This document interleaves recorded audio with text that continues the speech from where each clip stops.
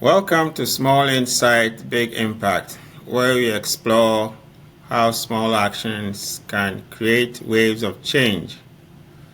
I'm Dr. David Tsetse, and together we are going to dive into a subject that touches the very heart of Ghana's environment, economy, and communities. I'm talking about illegal mining, commonly called Galamsey, that a lot of people know. The problem of illegal mining is of interest to me personally, as I had the opportunity to work as a gold exploration geologist in the 1990s in Pristia. And it's such a good issue to talk about. So the problem is not only about the environment, it's also about livelihood and also the future of the nation. Ghana is the second largest gold producer, as we all know, in Africa, and one of the top 10 globally. Gold is woven into the fabric of Ghana's identity, but behind that, we all know that illegal mining is at the shadow, and it plays a critical role in our gold industry.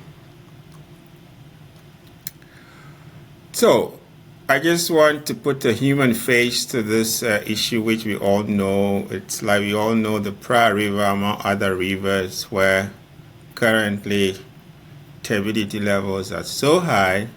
Just put yourself in the shoes of a child who used to swim and Pra, take water, clean water for drinking from the Pra River, fish sometimes with his dad or mom in the Pra River, and also farm along the banks of the Pra River, that now all these activities cannot be done. This is what the problem is to the country and all of us. And I think those who are not familiar or who are not close to what is happening, I guess this will give you a picture of what the situation is. So in other words, the ecosystem, the habitat, the chemistry of water bodies, air, land, in the affected areas are all distorted or being challenged, and which requires both long-term and short-term solution. But just to create a picture of what this problem is, the problem that is happening in the affected areas are far-reaching. Illegal mining has a ripple effect, not only in villages or communities along where it's being undertaken, but way to all other parts of the country, and sometimes, if you can argue, that far beyond the boundaries of Ghana. Why do I say that? It's because illegal mining comes with environmental distractions, we all know, which I've already talked about.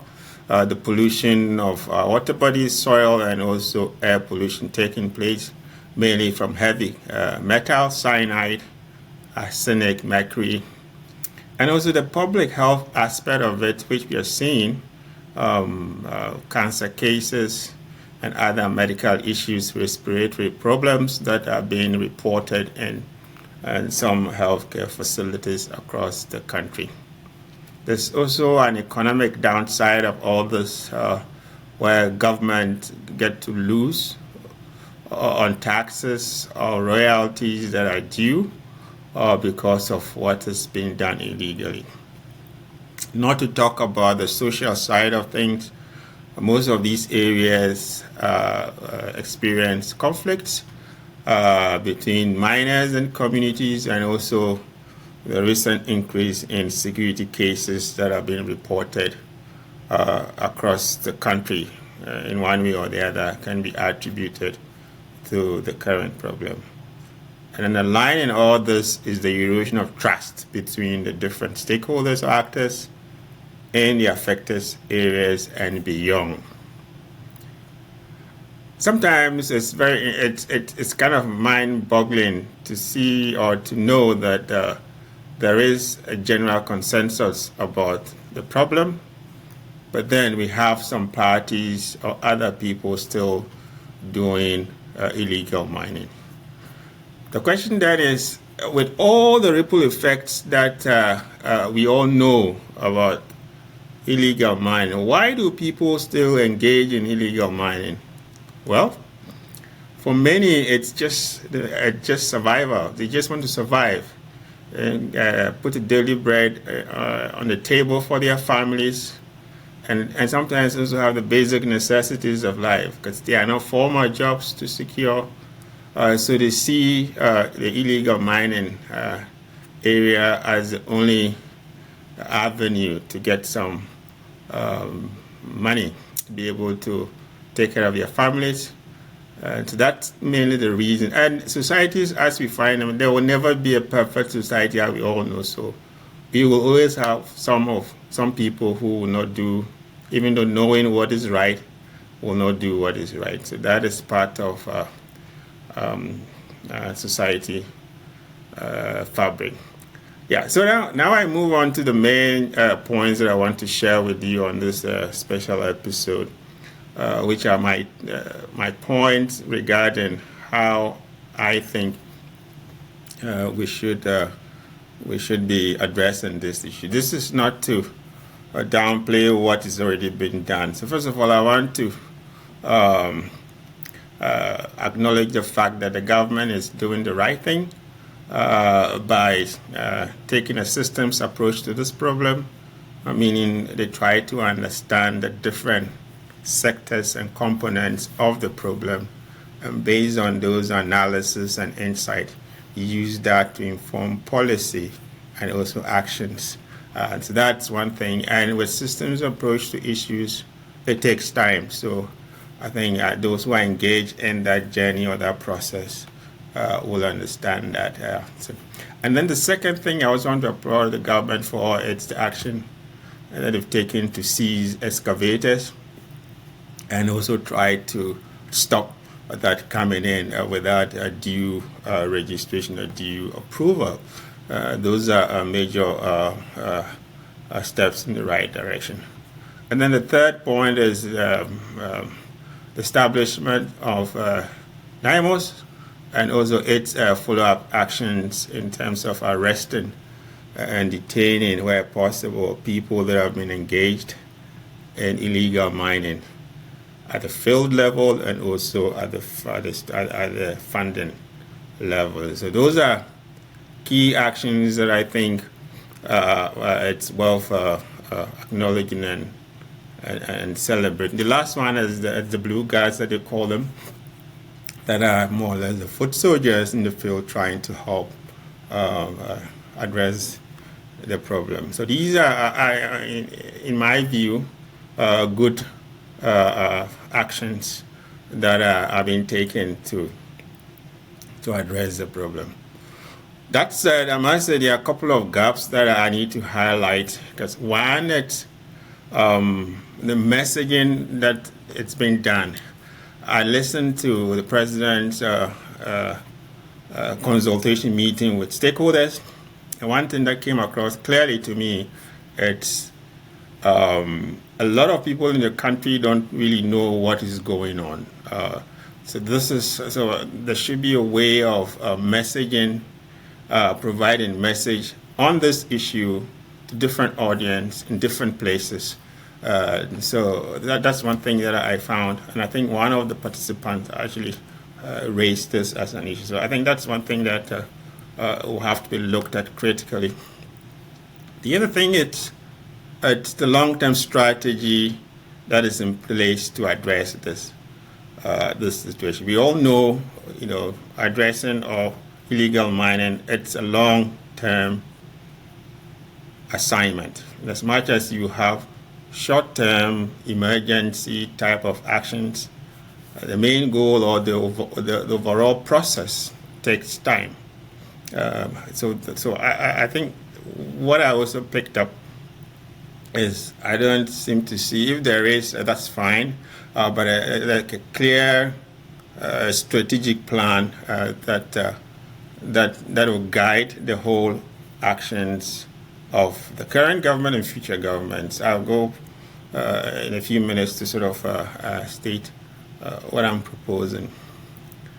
The other point that I also noticed from consultation and listening to the news file and other news outlets, it's lack of a comprehensive assessment, technical assessment of the situation.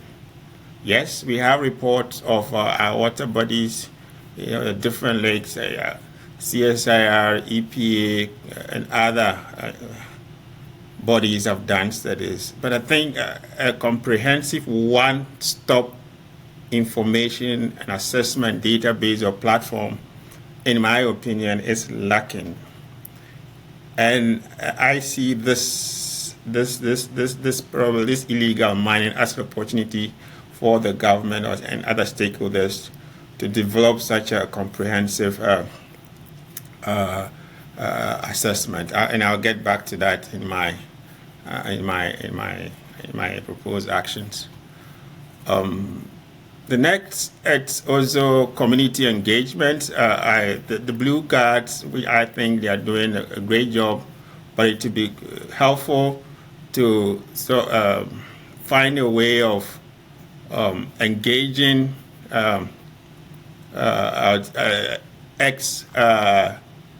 illegal miners as part of the whole package, so that it will be part of their reintegration to society, and getting the traditional leaders also on board. So that's also one thing that I did not see coming out in most of the discussions. What has been done to engage the illegal miners that are prepared to champion the fight against Galamsey in the country, with the support of the local traditional leaders. So that's also an area that I feel it's worth looking at. So those are, I'll say, the few gaps, high-level gaps that I've picked up. And if there are actions already addressing that, that's fine. But just to share my bit on this whole issue. So now I come to what next? What actions should we do, or what should we continue? So I have tried to present in this podcast, I would say, short-term emergency actions, and then also long-term strategic actions. Why I say that? Because, again, we need to be tackling the day-to-day issues and at the same time looking into the future regarding what we expect in these areas. So with regards to the short-term emergency actions, the first one, it's for NADMO.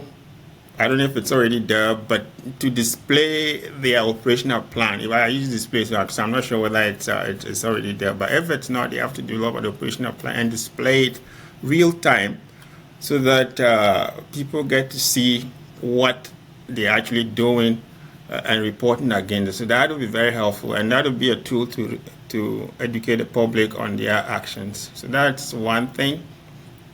Because NADMO, in my understanding, it's the operational secretariat for this whole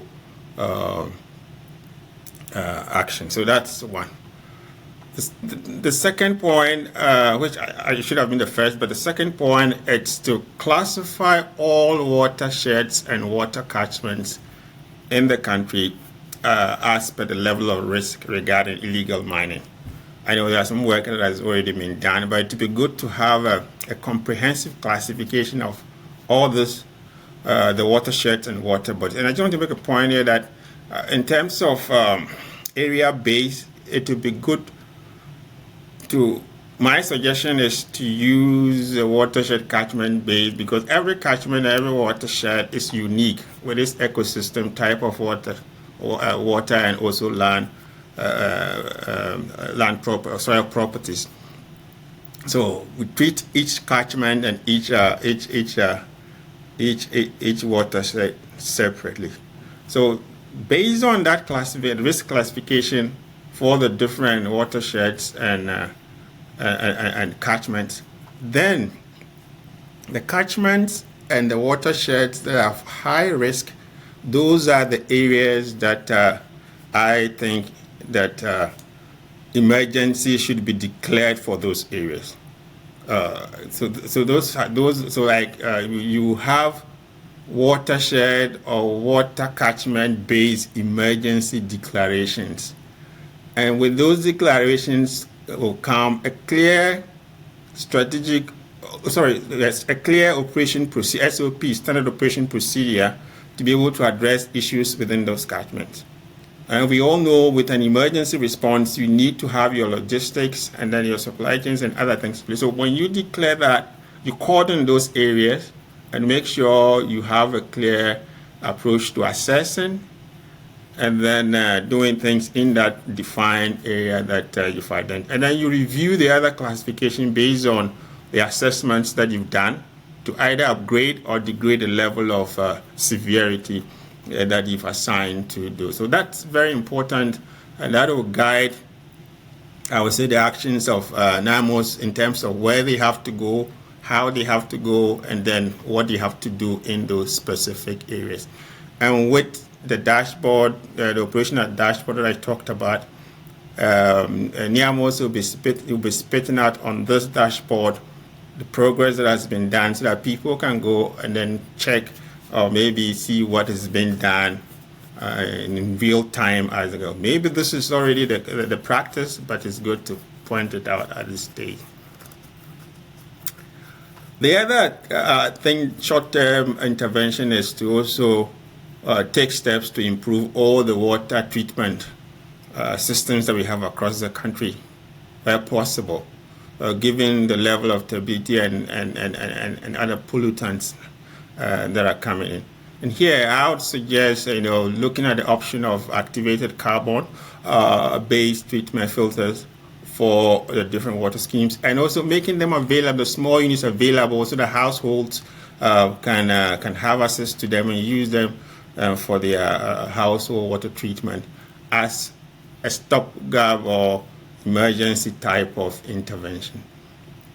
So that's and I also the next point is in times like this, you have well-meaning people trying to help with different technologies, different approaches and other things. It would be good to coordinate, to have coordinate all efforts of well-meaning organizations and individuals, so that you don't have duplication of tasks, and you maximize or you get the best out of your resources. And so that's one thing that it's very important in times like this.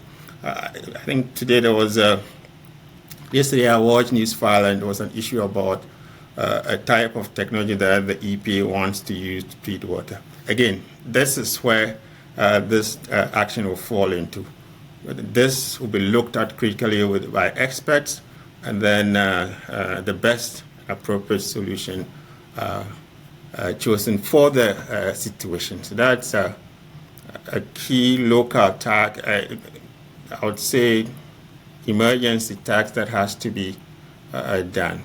And then the last short-term, I would say, emergency task that I think need to be taken to a different level is the engagement of landowners and traditional leases. I think this has been talked about quite a lot, but I think it's very important to stress that this is key, because they own the land and they have the right to either accept or not accept somebody on their land. So, and I see some of the chiefs are taking their steps to address this issue in the right hand. So these are, I'll say, few short-term emergency actions that I think will complement what it's already been done. And if some of these are already done, that's well and good, but I just feel I have to put it out there for you to share. Now I go to the long-term solutions or the long-term plan. So you have the short-term emergency actions running in parallel with the long-term strategic plans. So first of all, I am proposing that the government should appoint a national coordinator for illegal mining.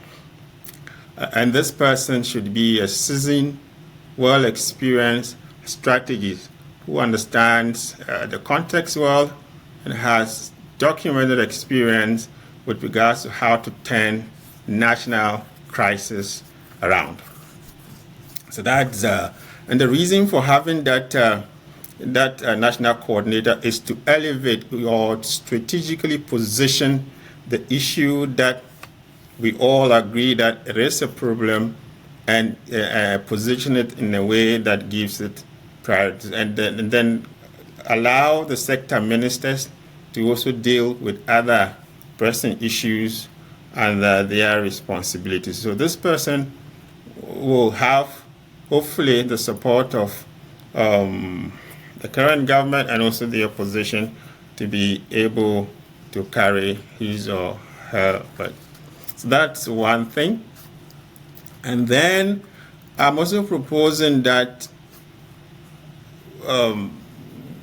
the country should look at developing at least a 28-year strategic plan that sort of with 4-year cycles, and those 4-year cycles should run or be aligned with the election cycle. Why I say 4-year cycles is because when there's a change in government, that year, that cycle will sort of coincide with the strategic plan. And 28 years because that's even, I would say, the short timeline for reclaiming or turning things around with such a level of pollution that we see in country. The third strategic point that I have is for the government to look at commissioning a nationwide georeference assessment to map all water bodies in the country. This is linked to what I talked about regarding the watersheds and catchments. We need to know with accuracy the locations for these all these water bodies, and that will also inform the type of properties that we have at the time of assessment, and give us a good baseline from where we can confidently track progress with time. So this is something that is, I would say, will be the backbone of not only the illegal mining, but it will be the backbone for future national georeference databases that will inform how we do things. So that's another important thing that has to be looked. And then the fourth point is to establish 3 advisory teams. The first one is a technical, that's more or less the scientists and then the engineers advisory team. And this team will be tasked to look at all things technical that relates to the emergency response, or the short-term actions, let me put it away, and then the long-term actions. Those to be about design, reclamation strategies and technologies, and they will be tasked to do that. They don't necessarily have to be new appointees, but they could be people seconded from other institutions and pulled together as a tag, technical advisory team, to look at all things related to addressing this issue. And that team will work in parallel with the other ministries, but then report to the national coordinator for illegal mining. The next technical advisory team will be the resource mobilization team, because this tax, the short-term and long-term, it's capital intensive. So they will be taxed to raise money for all the actions, see what funding mechanisms that they can harness to be able to fund the different interventions that we are talking about. I listened to the President's communication interaction with the stakeholders, and there was a question around the resource, what exactly, how much do the government have to address this issue. This particular advisory team will be tasked to do that. So that will be something that will be able to come up with realistically and use that as a basis for resource mobilization within the government and also with multilaterals to address the problem. The other point is also to strengthen regional and municipal coordination mechanisms. This is very important, especially because it will support the short-term emergency actions. And here I talk about making sure that they have, the regions, the municipalities have rapid 24/7 rapid response teams that can easily deploy to site and based on the situation address or escalate to the next level for solutions to be had. So that's also very important. And then the last but not the least, it's to again, our chiefs and landowners make them more accountable for the lands that they own, and make it clear to them in terms of them giving out the names or the details of companies and interested parties that are using their land for such activities. If they don't, there will be a penalty that they'll have to pay. This is a national crisis, and actions on their land goes far beyond what they think. So that would have to be made clear to them. Bottom line, we have to consider that solutions to this problem, it's not just only about the environment, it's mainly about livelihood, the environment, and also the economic development of the country. So all these three will have to interplay well for Ghana to be able to move forward. The fight against illegal mining in Ghana, it's not just by stopping miners. It's about building trust, in my opinion, and creating opportunities and protecting the land, water, and air for our generation now and then the generations to come. So that's one thing. So we need to look into the future and not be too much caught up with what we have today and what we want for ourselves, the comfort that we want.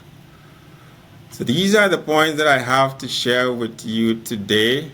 Thank you for joining me for this important conversation. If you enjoyed today's episode, share it with a friend. Together, awareness can speak actions. This has been Small Insights, Big Impact with Dr. David Tsetse. Until next time, protect your air, protect your land and your water.